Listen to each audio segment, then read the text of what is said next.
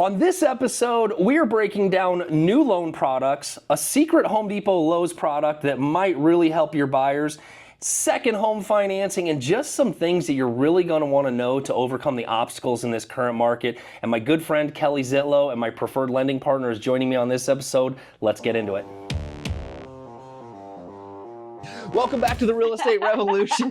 I'm here with my good friend and our lender partner in our business for many, many years. Yes. And she is amazing. If you haven't checked out her YouTube channel and all the information she puts out there for you guys for anything and everything to do with financing in the market right now. And this girl is a rock star, and I just so amazing. So thanks for coming on and just having the conversation today. Thank you. Absolutely. I appreciate being here. It's always fun to talk with you. I never know what I'm going to get with you either. So that's the best part. Well, like I said before we came on camera, can we just skip the conversation about the market and the bullshit interest rates? There's so many other things we can do. 100%.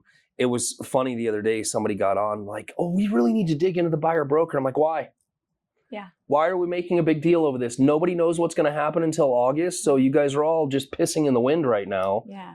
But we're so focused on that thing. What about all the other things that are going on in the market that we can be paying attention to rather than this one dumb thing? And that one thing is taking over the conversation, which is to your point, right? So yeah, it's actually fascinating. I want to dive into the second home market with you.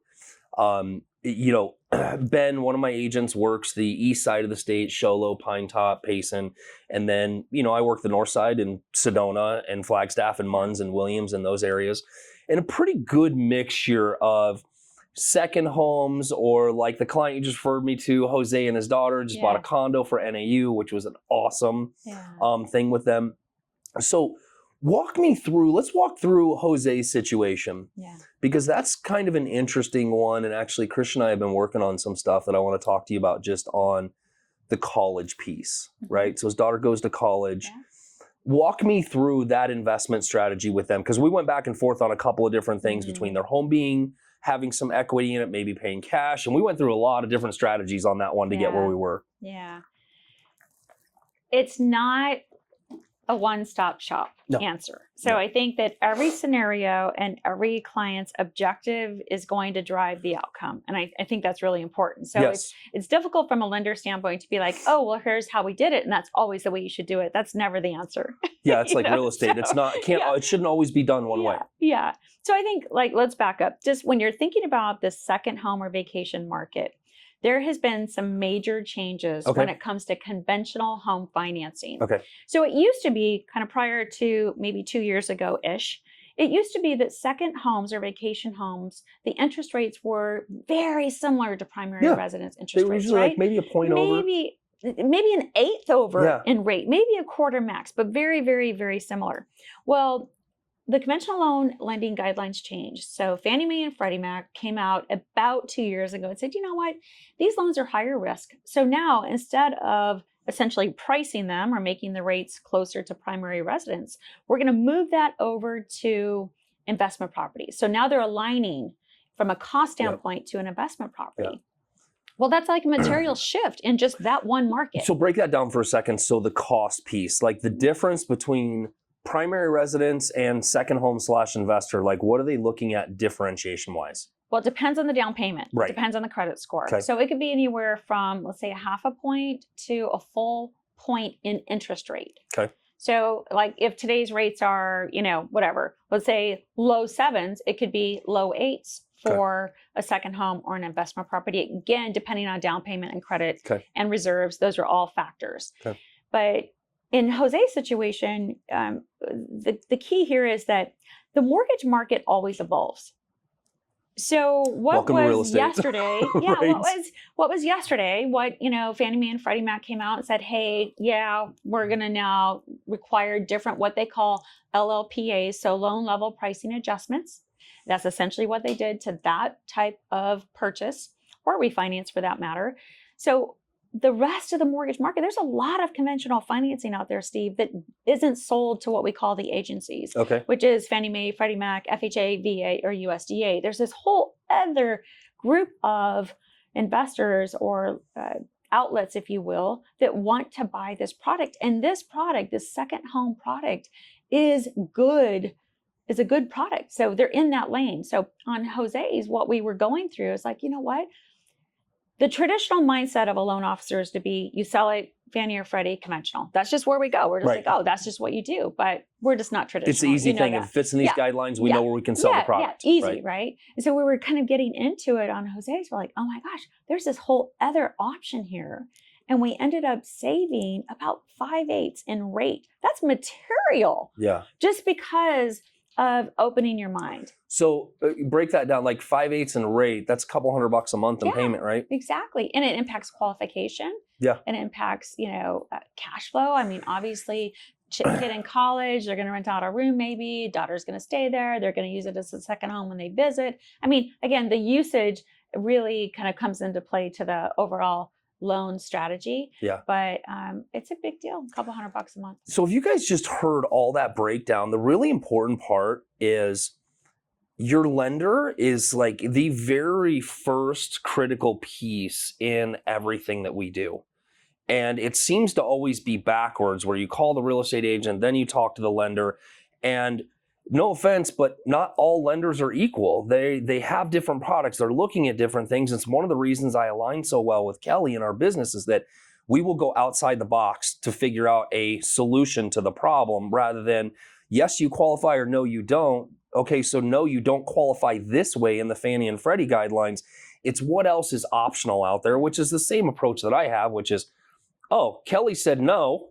Yeah. Because of this, which I know she exhausted every option. Now we have to go into my bag of tricks and go, okay, how do we make this different through a different type of financing to get you there? So it's really important to understand that, when I recommend Kelly to you on the second home stuff or in the primary, it's because she's tried, proven, and sticks to her word and goes through things. You guys that come with these pre-quals from the big banks and the big people, no thank you. I want to talk to the person that's servicing your loan when we have problems. And that is one of the big reasons that, these lenders like Kelly that are partners in our business, because I know they're going to absolutely take care of you. And if she says no, there's probably a reason, right? Yeah.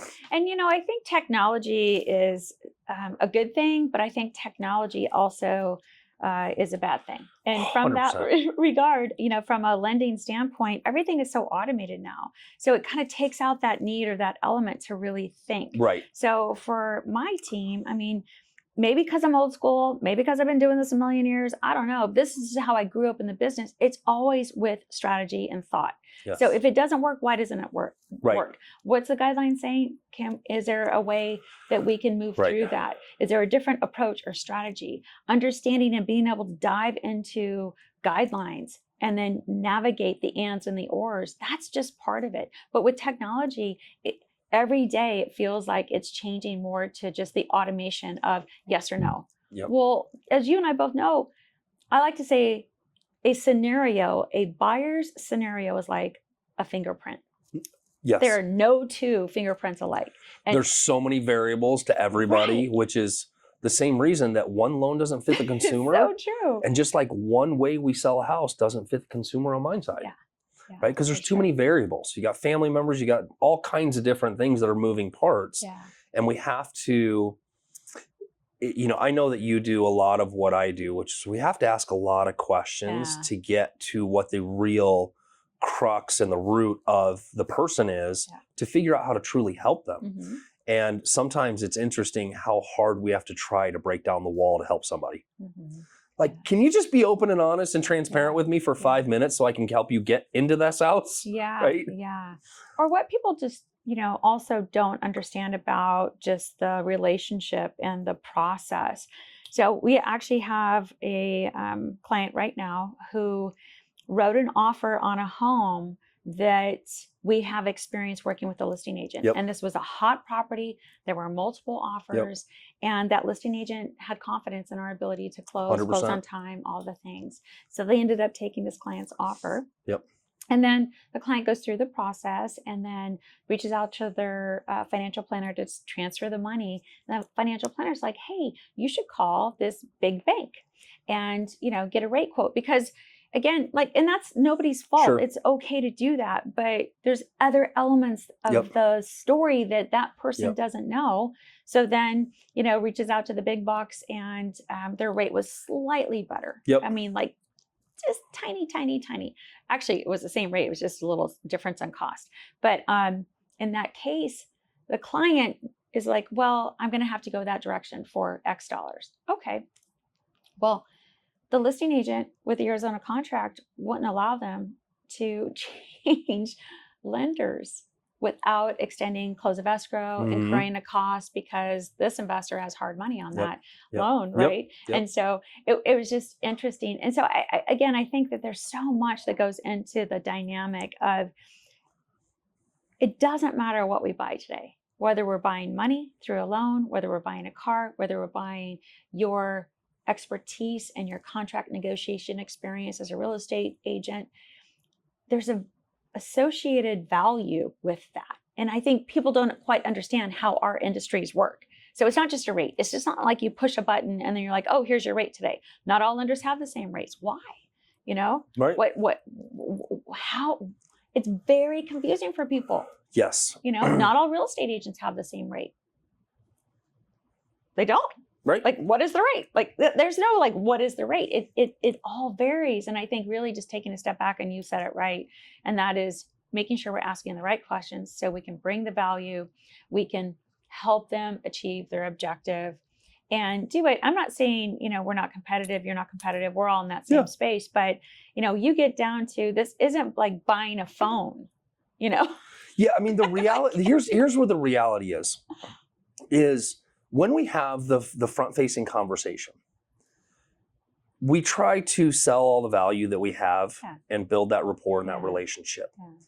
What is really hard to do is to sell somebody, you're going to need me when shit hits the fan. So true. And they're like, oh, yes, I'm going to save $50 a month by going to this person that's never going to answer my freaking phone call. I can't get any guidance. And then I'm just going to be frustrated all the way through. And you're willing to do that over $50 a month. And I don't know if it's a time in life that you get to where I'm more about paying for service, ease, and convenience and expertise at all cost than I am saving a buck. Because there's been too many times in my life where you've gone for the cheaper version. You end up buying 2 times the cheaper version that you should have just bought the expensive version in the first place, right? Well, that's what happened in this situation. So the listing agent and the buyer's agent reached out to the big box, bank, and that person was located in the northeast part of the country, so different time zone. That person did not work after hours of the weekends. They couldn't get a hold of the person. The person would not give them their cell phone, would not have any access, had to call the main number, and just had a hard time even connecting with the loan officer. So that gave them no warm and fuzzy that the whole thing was going to come together. And I think that's exactly what you're saying. We're not all created equal. And hey, there's going to be other people out there that can do things we can't do. Things you can't do. That's okay. But like knowing your space, like you're pretty good at what you do. Yeah. And I think for anybody that's, wanting to save money, go get run through the big bank process. Knock yourself out.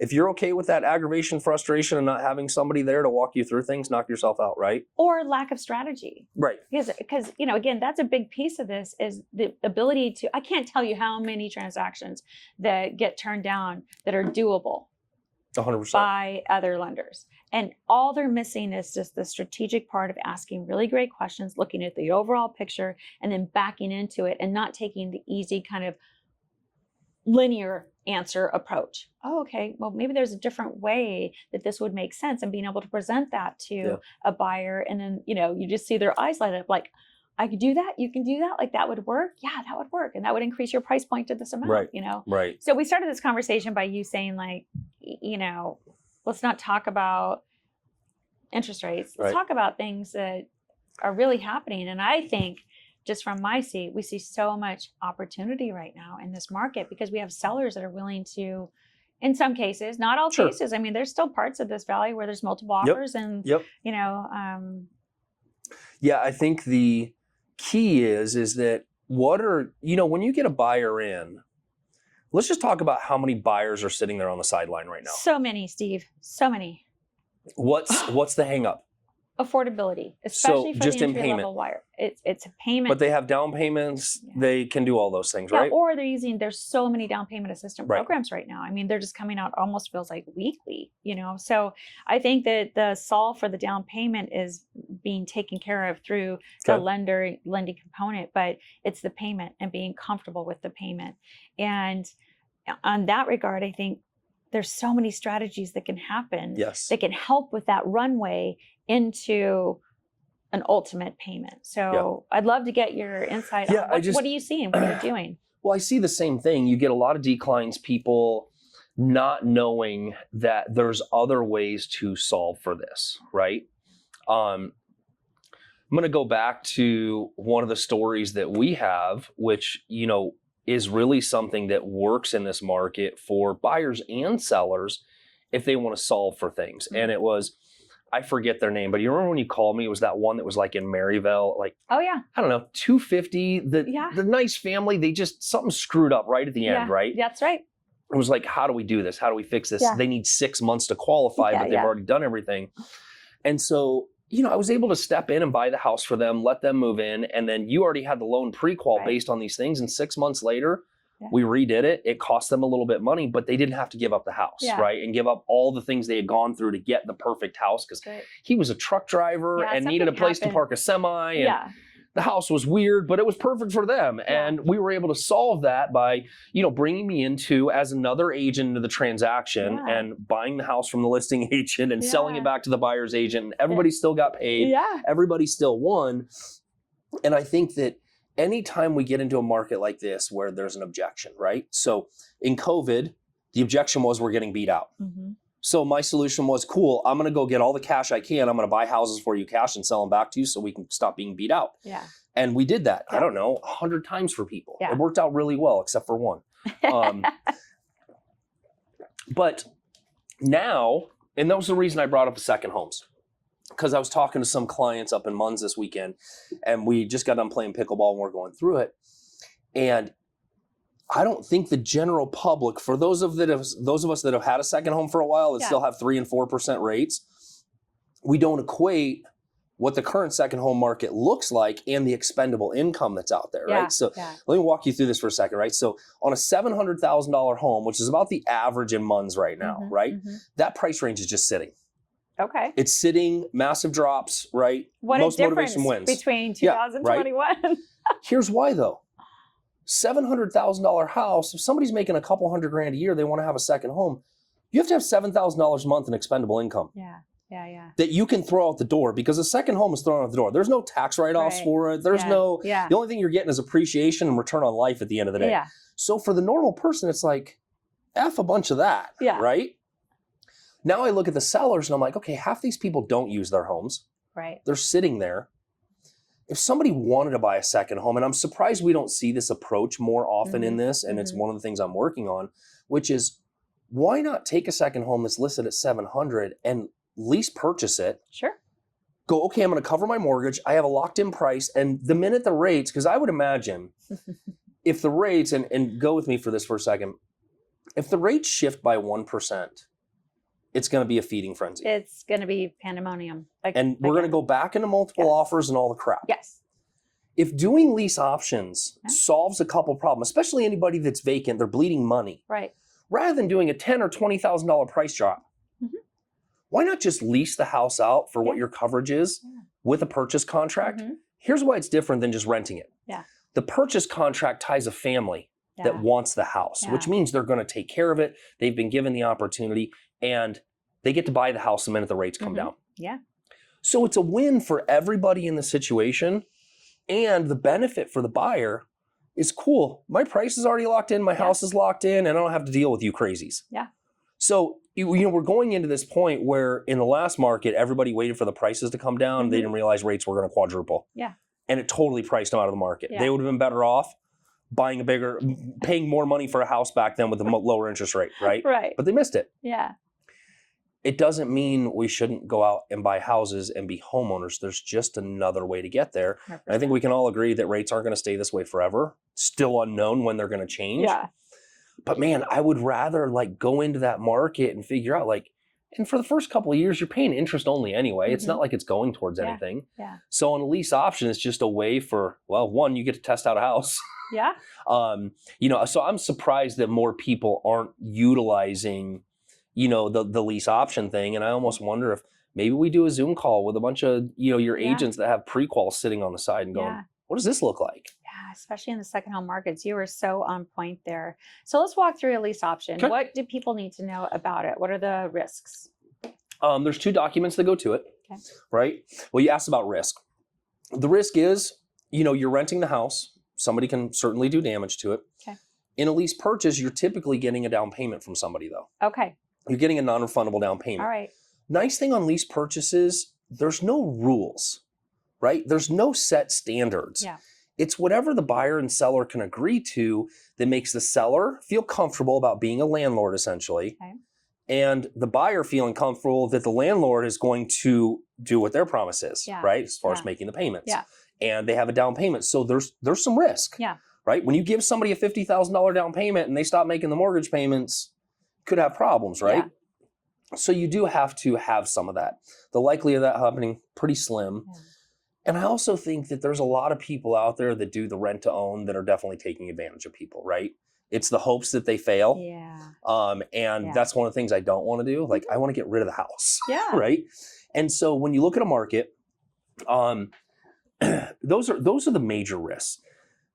The major benefits are this.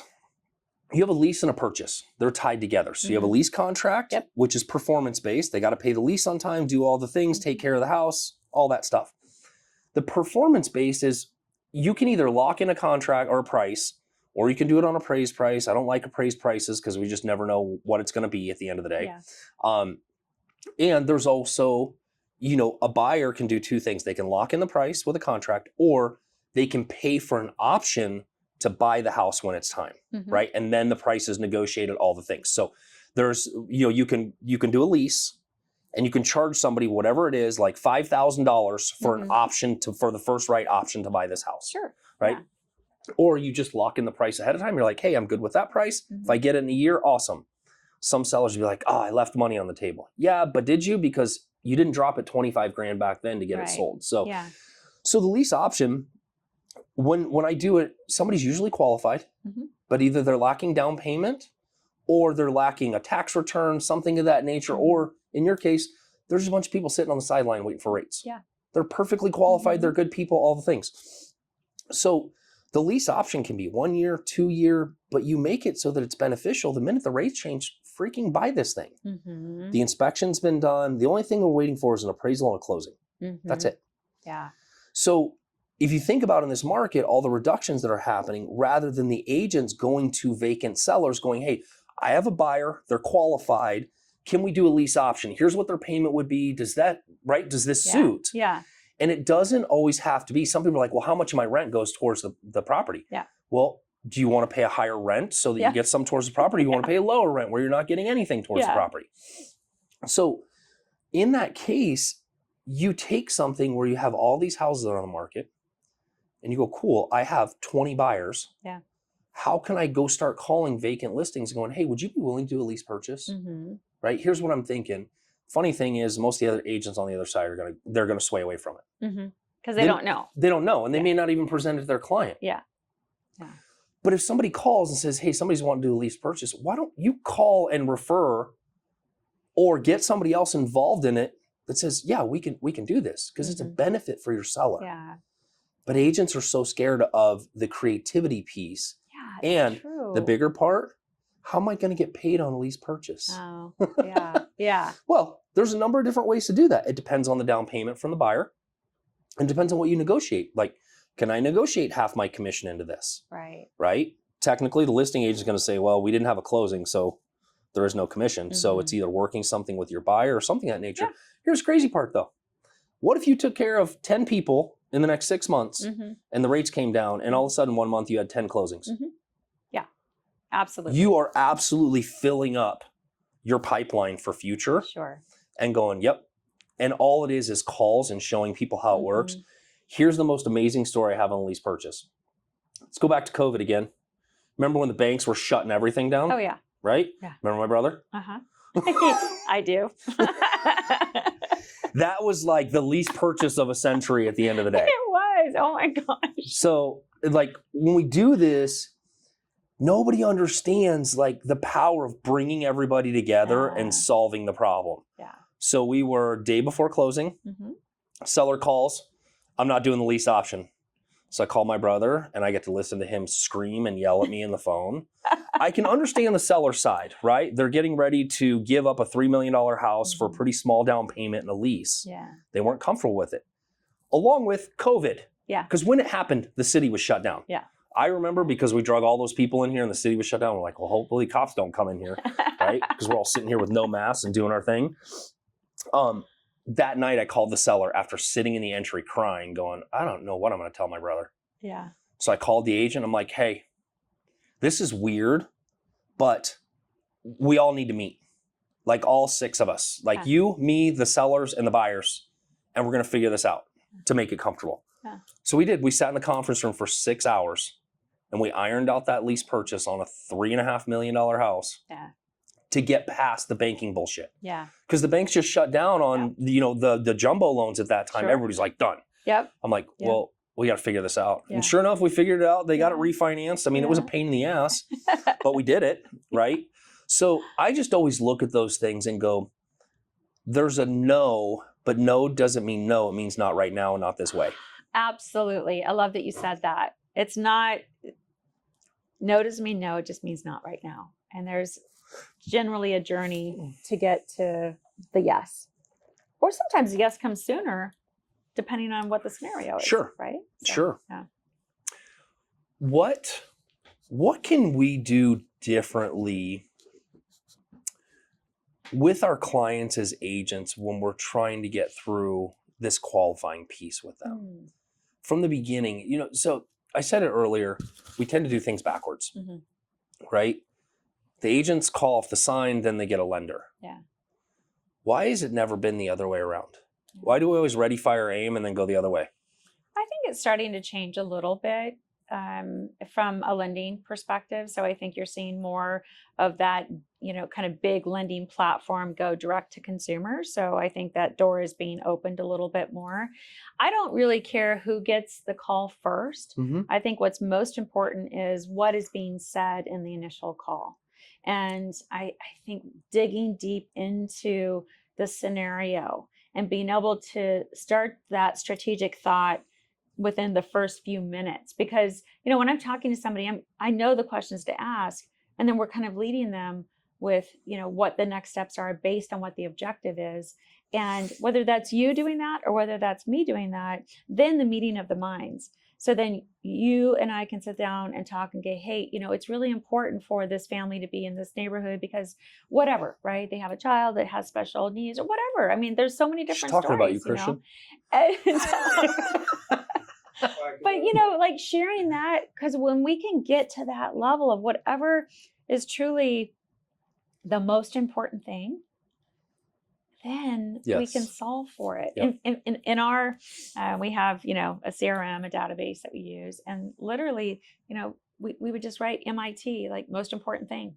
So after having that conversation with Steve or whoever, we can be like, and sometimes there is not a most important thing because they can't define it. But the more questions that we ask, we can kind of lead to whatever it is. Yeah. And so again, I don't really care who has the initial call. I mean, we'd love to have it from a lending standpoint because that is where the financing strategy comes. And most people aren't cash buyers, but it really comes down to the communication between the lender and the real estate agent, because then strategically we can align. Yes. And then we're like, okay, so here's what we got. And you're like, okay, here's what we got. Here's the, conversation. Yep. And then that's really where the magic is. And that's one reason why we worked together for so many years is just because we do have that synergy. Right. And it's becoming a commodity now.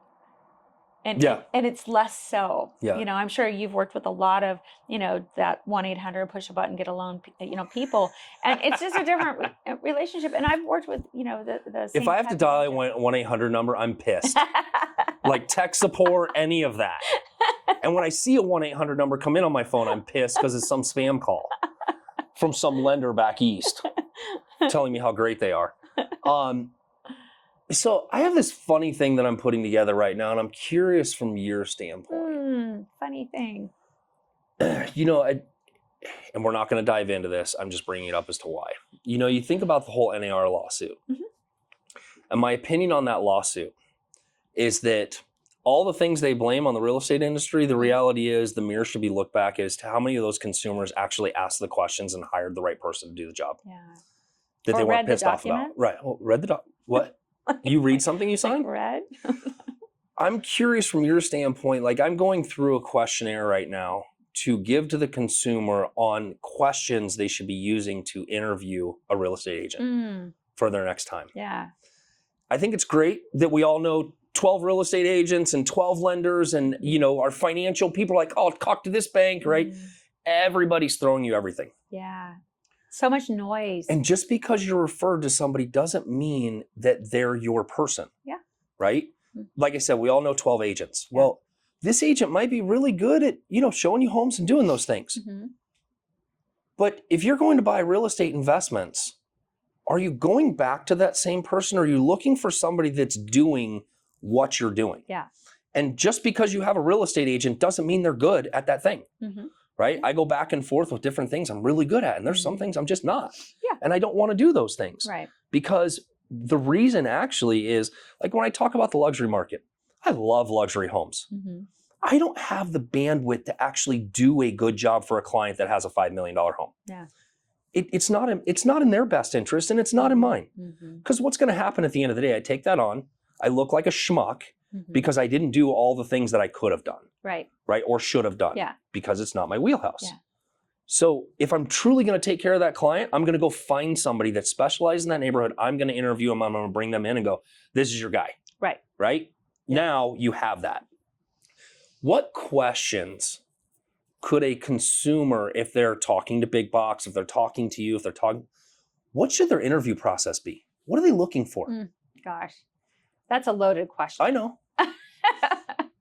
Well, I think geographic competency is important, first and foremost. So you mean the lenders that do it from New Jersey and they don't follow our state guidelines? Over the country, but again, I mean, this is my hometown. It's my backyard. You know, there is just something about you and I talking and saying, hey, you know, go across 43rd and down to Union Hills and whatever, just you understand it. So I think that is probably more important for a real estate agent than it is lending, component, in my opinion. So just tell me how many, transactions, listings, buy side have you helped in this general area, over the last couple years. I think getting that insight, and then they can be like, oh, sold this house, even doing a drive-by or, doing the testimonial from the buyer or the seller, and just really kind of understanding the scope of their knowledge and experience is important.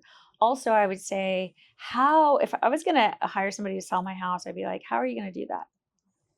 I think so much more of real estate is evolving to tapping into social media, tapping into that really the masses. Yeah. And there's so much bandwidth that goes with that. And I just don't see a lot of agents really tapping into that. So I'm going to sell my house. It's about your experience. It's about how many at-bats. It's about how many families have you served over the years. Like, I want to understand that. Now I'm like, how are you going to get the word out on my house? So it's important from how many families I've served from an experiential standpoint versus how many transactions I did. I want to know what I think is that the contract negotiation is so important. And I see it so many times from my standpoint. We don't get involved in contract negotiation. That's a real estate agent. But I see good agents that are very good at it, and I see agents that aren't very good at it. And ultimately, it does impact the buyer's experience. How hard is that for you? It's very hard because we're not a party to it. But you can see it, and you can see the ramifications. So when I say family served, there is something to having experience in having contract negotiation and conversations. It just is what it is, So Christian's here, he's young, he's brand new in the business, whatever that is. put him up and put you up, there's going to be something that you're going to think that might take that conversation in a different area, or a counter on a negotiation or things like that. It's nothing about the newbies. We need them. We want them. Our industry is aging, but it's about people like us taking those people and bringing them into our world and helping them evolve and know the right questions and know how to counter this or that that's coming up in the contract. How often when you see that, like you have an agent that refers you a bunch of business and you see some weird shit in their contracts, they're like biting your lip. Do you ever go back to them afterwards and go, hey, next time you might want to think about this? Yeah, just kind of guidance. Like, again, we're not party to the contract, but if I can help that real estate agent 100%. Evolve and kind of like from our seat, we see lots of contracts and they're all written differently. So sometimes agents write things that in the contract that are problem from a lending standpoint, so I think just really educating is where I've built my business over the years, is just educating and coming at it not from like, I don't know everything. Trust me, I don't. I learn something new every day. We all do. But like, how can we work together to really serve the community that we serve? And sometimes that's just sharing information and helping each other. And if they see something that my team and I can do different, then I want to know that. Hey, you missed it here. Okay, cool. Like then we won't do that again, and we'll adjust. And so. I think the other important part too to all of that is you said something about the contract and like the lender guidelines. Knowledge and experience, you've done enough transactions and you're talking to your lender on a regular basis, you should know what can and can't be put in there from those standpoints, right? But I also think it's important that we go back to big box. And if big box is your lender, how many strategy calls are you having with big box lender on like, hey, I always think about the Benzer, right? This is always the most complicated thing with repairs that need to be done, 100%. the appraisal and the lending guidelines. Yes. And I'm always like, Kelly, if I do this, am I doing anything illegal, fraudulent, or anything else? Because I'm just trying to figure out how to move around this obstacle, right? And there are ways that we figured it out, right? That doesn't violate anything. And it's ways that we've used on the investment side, and it's ways that we've used for our clients. And it's something that is just like, it has to do with experience. And I think that is a big thing when people get into this, is like. And strategic thinking. So maybe if you don't have the experience, but you have that skill set of being strategic, so you know enough, and then we can have the conversation. And then you're thinking, okay, so how can we help all parties involved here? And I think that's just the magic of having that lender, that kind of lender that you can have a free conversation with, and, think outside the box and be strategic. Absolutely, the inspection, the Benzer, that is where so many of the strategy continues. And this is important because up front, we're having the initial strategy with the buyer. Okay, here's your pre-approval. Here's everything that's, accommodating your goals. And then they go under contract, and then they go through the inspection, and then something else changes. Right. Whether that's an additional seller credit, how to use the money, what's most beneficial, whether that's canceling the contract because X or Y. I mean, there's just so many things that happen in that time period that we have to be able to talk. Yeah. And think and talk. Yeah, think and talk and go, how do we make this a win-win rather than a no? Here's what the end goal is, right? The buyers want a new air conditioning, but the seller can't pay for it right now, and all these different things. And it's, how do we work around that, right? And it's just working through the problems. On that note, oh my gosh, I have not even told you about this program, but the air conditioner just came up. So if you have whether I'm the lender or not, just know that this program exists. If you have an appraisal that comes back subject to, it's not the only way this works, but we just rolled out last week a program that allows a buyer to go to Home Depot or Lowe's, get the purchase order, and finance the repair. It has to be done through Home Depot or Lowe's into the loan amount. So think this through. And it's not just on subject to stuff. So maybe you're in that situation, AC goes out, seller can't pay it. This could solve for that. But let's go back to, we've got property sitting on the market because maybe it is in a great area, but just hasn't gotten any love, right? Wendy hasn't worked her magic on it. But the buyer loves the house, but they can't see past, right? So this program allows buyers to finance cosmetic renovations into the purchase acquisition. So let's say it's a $400,000 purchase price. They can finance up to 10% of the purchase price. So in this case, $40,000. So now the true acquisition price is $440,000, and now their down payment's coming off of $440,000, allowing them to finance. The work has to be done at Home Depot or Lowe's. They have 6 months to get it done. The house has to appraise with the renovation, so that's important. And that's where again, conversation, is important between the agent, the comps, everything else. But in that case, let's say they're doing 5% down, it's 5% of $440,000. So now we just saved them from having to go take out a credit card to cover it, an expensive second mortgage downstream, and allows them to buy maybe in the neighborhood that they ultimately want, but maybe they can't afford. And it helps you as a listing agent to move that house. It maybe needs a little TLC. I'm gonna go one. I love that. What? I love that. We need to dive deeper into that because it sounds easier than a 203K. It's so much easier. It's like the easy version. What's interesting about it is that's the piece that is really fascinating right now is that, we're still acquiring homes. Yeah. They need work. Yeah. And, we're finding, when you put them on the market as is, here's what happens. The flippers come out of the woodwork and they make you a bunch of stupid offers. Right. What kills me is the agents can't go into something and go, oh God, this is priced at $350. It needs about 30 grand worth of work. It's probably worth about $440. It's not enough to flip, but this is a great equity position for my client. Right. How do I do this? Yeah. You can't have those conversations with people. Right. Part of it is, no offense, agents, because you're just ignorant on the conversation and the numbers, and it's super frustrating. And finally, like we have this one in Mesa right now. It took, 9 dumpsters to clear it out. Oh my. I don't know where they put 9 dumpsters of stuff in 1,600 square feet. So we finally got the house cleaned out. It's mostly cosmetic stuff. It needs an AC unit, but I'm like, we're going to put it on at 4, which is $75,000 below market. Yeah. Of course, we get a dozen offers below $350, even though the tax records show that I paid like $380 for it. So no research there, just ignorance. And we get into it and somebody does. The agent brings the dad who's buying the house with his daughter, and they're going to do the fix up on it. And we went through all the stuff.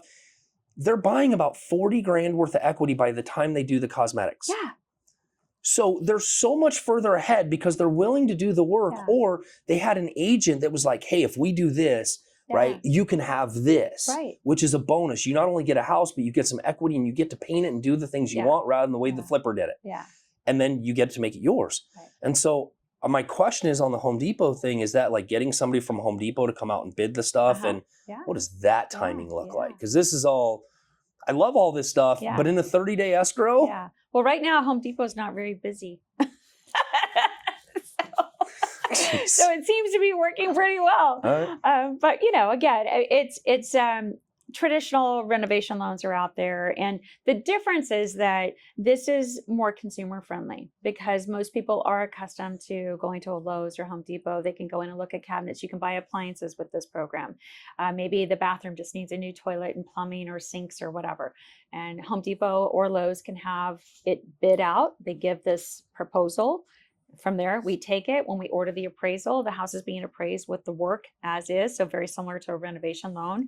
But at closing, we are cutting the check to Home Depot or Lowe's for the scope of work that was provided, and they get that check 3 days after close of escrow, take it back to Home Depot or Lowe's, and they can start the work. So, what I like about the program is that we're taking historically what is a very complex home loan, construction loans, 203K loans, right? Got to have general contractor, you got to build a plans, it's a longer process. This is kind of one-stop shopping. And so it's bringing, in your case with your Mesa house, if there wasn't funds for that buyer to be able to do the work, this is the solution. So this again could bring a whole nother scope of opportunity in this market. Let me do a reverse.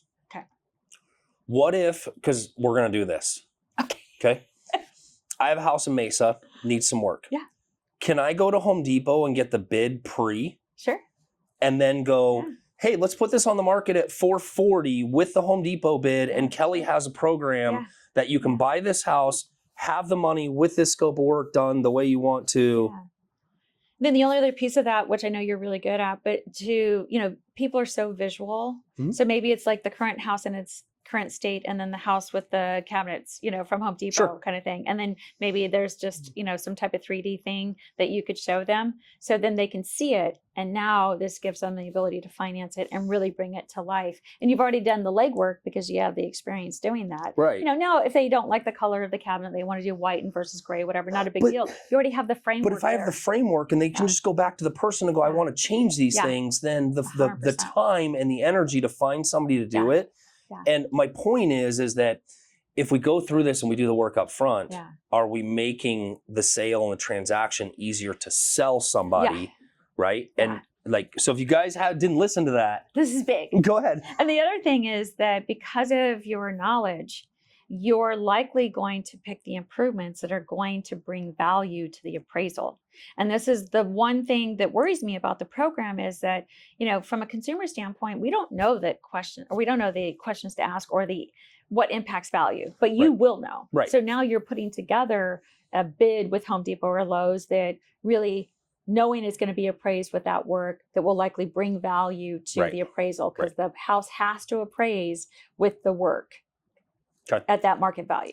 So I like I've got a 10%. You got 10% of the purchase price. Right. Yeah. Which is a lot of money in most cases. And 10%, like in this property, I could easily paint it, redo the kitchens and the 2 baths, and do flooring for $40,000. Yeah. Right? 100%. Easily. Yeah. The only difference is the consumer gets to go and pick the things they're doing, work with Home Depot, and call it a day. Yeah.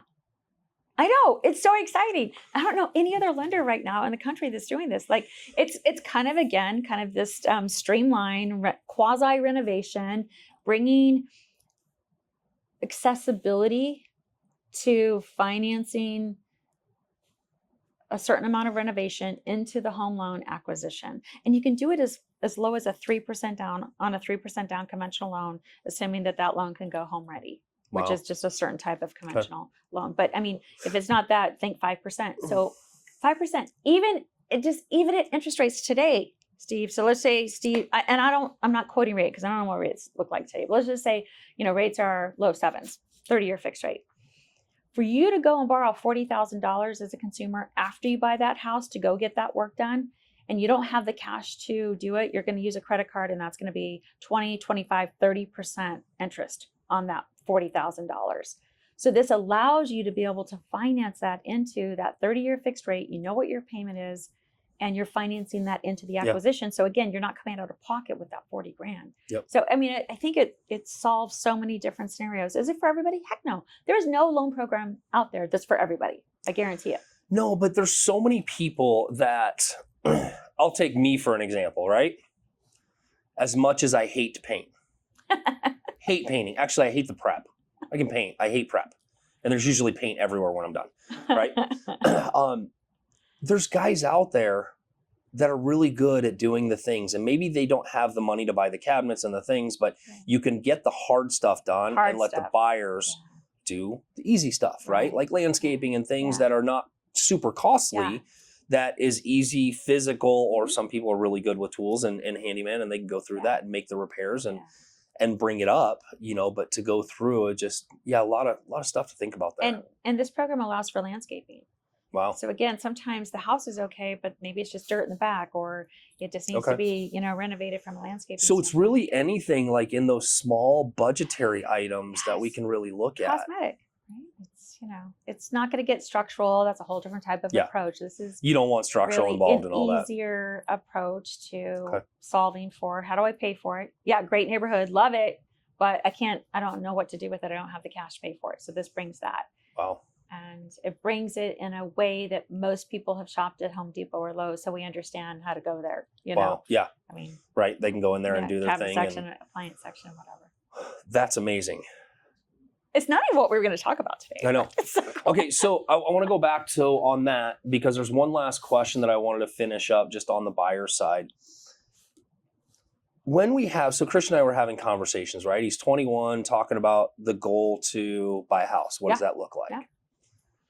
Where is it that you have the ability, without taking a lot of somebody's time, to go, hey, I have a client, they're not going to be ready to buy a house for a year, but I want to get them ready. Can you have a consulting call or strategy session with them, pull their credit, knock their stuff out, make sure that they know where everything is at. What does that look like for somebody like Christian? Like, hey, I'm thinking about buying a house, or I want to buy a house in a year. Love it. Where do I start? Yeah, we do this all the time. This is what we do, right? Okay. So if it's not now, it's when, right? So what we would do is to schedule a short kind of 15, 20-minute initial talk. It's what I call just that I call it a high trust call, right? Because my job is to really keep asking the questions. Why do you want to do that, Christian? What are you looking for? Are you going to have roommates?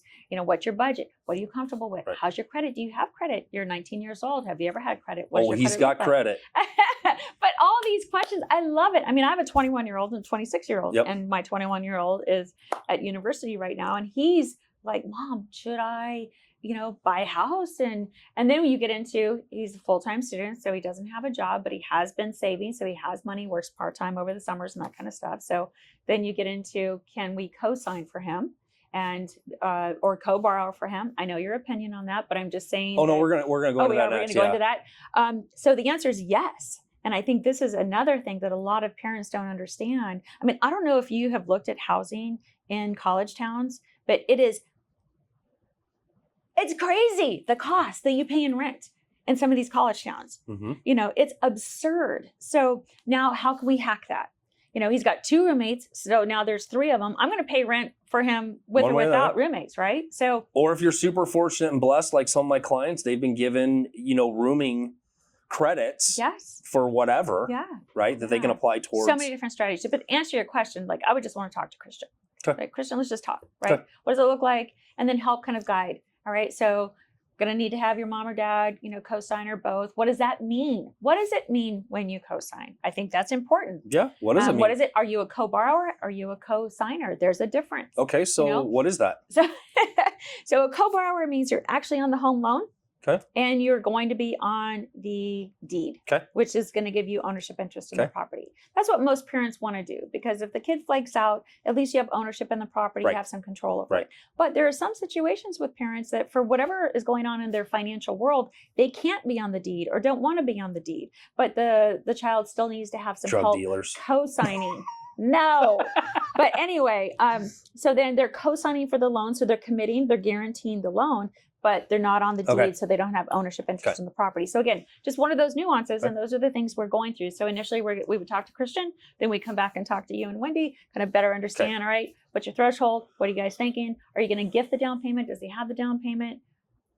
All of those things. Here's the thing that I want to get into, because we started to do it with Jose, and I think it's a program to be discussed and worked through. So we think about kids that are in a senior year of high school. Mm-hmm. They're definitely looking at colleges, right? And now we're talking to parents. Mm-hmm. The question is how do we get the parents to partner, not co-sign? Yeah. This is a way that both of you are building a portfolio in a college town. Yeah. Child is learning to run a business, and it's a split equity share when it comes down to it. So it's building that portfolio to where, if, depending on the child, another variable, right? If we can do this every year, we can have 3 or 4 homes in this college town. And obviously each year you've brought freshman year, different things, right? So you're figuring things out on how to make that part of your business and your income while you're there. And a lot of these kids, their parents will co-sign on their rents, their leases, and all those things. So you're super protected by it. Yeah. The question is, when I look at things like Jose, they were super smart. They got in before the frenzy of school started. Yeah. I mean, they bought it before she graduated high school. Yes. I mean, just talking about super smart. Yes. And we bought something, believe it or not, for under 3 in Flag near NAU. Crazy. Right? That was a weird one too. I mean, the seller died in the middle of escrow, which is unfortunate. And they were in Switzerland. I know. We still got it done, though. We did. But one thing, can I just go back? Yeah. So I think it's really important to make sure that we're talking to our kids about credit, how credit works. And, even if they're in high school, they're getting ready to turn 18, what does it mean? How do they get started? Right. How do you build credit? Why is credit important? Whether they don't have a credit score? Can you buy a house without a credit score? The answer is yes. Like, it's just so many different things kind of go into the equation that it really does start when they're in high school and getting that strategy in place. So then the senior year, they turn 18, they're ready to go. One thing I like to do is to If the child has the ability and has the credit profile needed, then they become the primary occupant. Mm-hmm. Right. Yes. So now better terms, lower down Yes. payment, so now they're going to occupy it. And then mom and dad may, whatever you say, partner, co-sign, co-borrow, or whatever the scenario is, right? Just from an income standpoint to help. And then, it's 3 or 4 bedroom, they're renting out those. And then now you're in a partnership on maintaining the house. What's it going to take? How are you guys going to do your monthly reporting or quarterly reporting so you can look at rents in and, evaluating tenants. Yeah. Let's just talk about that. Yeah. Your best roommates, friend may not be a great tenant. Right. Yeah, exactly. I mean, that's the biggest point to this is that normally a parent would go and buy a house in a college town. It's 20% down. It's a higher rate. Yeah. Rather than using your kid as a partner and going, hey, this is how we're going to do it, right? Yeah. And then go through the process of, okay, we could build a 4-home portfolio by the time you're out of college. Yeah. So the key is you're going to occupy the property as a primary residence for 12 months. That's in most cases what the deed is going to require. Yep. So then after that, maybe sophomore year, you're buying the next one as a primary residence. So that could work. You want to make sure that you're following the rules. Following the guidelines. Funny, I just had this conversation yesterday on a call, is that your guidelines versus my guidelines. Yeah. Right? Because what happens is, okay, so Jose and his daughter, they have that condo. We got to wait 12 months. It doesn't mean at the end of school in May, I'm not looking for the next one that we don't buy with hard money and refinance. Right? Yeah, for sure. Which is also the possibility. And this is where people are like, well, 12 months. I can do it before 12. Yeah. We just have to do it a different way. Yeah. Right? Because, when you do buy it, you are saying you're owner occupied. That's right. We don't want to get into 9 months and be buying another owner occupied, but it doesn't mean that you can't go buy with hard money and refinance into owner occupied. Absolutely. Yes. That's where a lot of people miss that piece is like, well, wait, I can use private investor money to secure a property. And then if I bought some equity or whatnot and refinance it based on owner occupant status, which you could have enough equity for the down payment if you bought it that way. You potentially could, depending on how. Especially if it's a 5% down owner occupied. Exactly. Yeah. So there's little tricks in this to just think outside the box. And I think that's where you and I are such a powerhouse when we get with somebody that's like, well, we just get so excited. This one's just going to be a challenge, right? But it's great to work through those pieces. Yeah.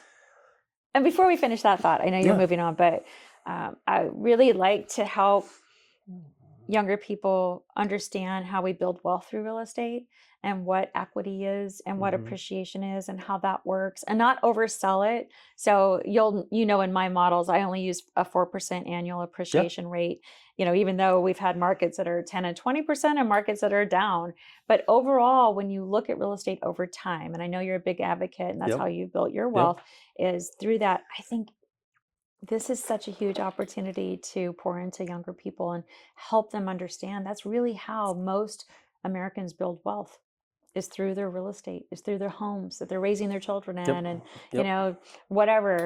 buying in a college town and acquiring homes during that time and having your roommates, whatever the scenario is, it can be done. And I love just empowering that next generation. And my feelings on it, right? Whenever I sit in front of somebody that, is like the couple I sat in front of yesterday, newborn, the house will cash flow, all the things. It's at like 40th Street and Greenway. I'm like, I wouldn't sell this to move the equity. I would keep it, pull the equity, and then go find something else. But this house only increases from that standpoint. Yeah. And I think that's, one of the things people really realize when I'm in there. It's like, it's not about me. I'm like, what is it? Because I went through the conversation with him yesterday. I'm like, you should keep it number one. If you're going to do the remodel you're doing, like at least meet with Wendy and see if you're doing all the right things and maybe you can stay for this price. Yeah. Or we can go look either way, but let's look at all these different strategies and come up with whatever feels the best for you at the end of the day. Yeah. Thanks everybody for joining us. We're going to go into some other stuff here in a minute, but what a great episode with Kelly. And you go through and you really look at the things you can apply and think about all the opportunities in this market. And so what I really believe is happening in this market is a lot of the agents are focused on all the negative things, and I'm going to encourage you to stop letting your attention go over there and let it flow into what the opportunities are. And if you don't know what those opportunities are, well, follow Kelly, check out her information. There's so much information on the financial side, new programs like we talked about in this episode. Follow me for more crazy strategies on how to do things and how to break through obstacles in your business. And let's keep moving through the real estate revolution.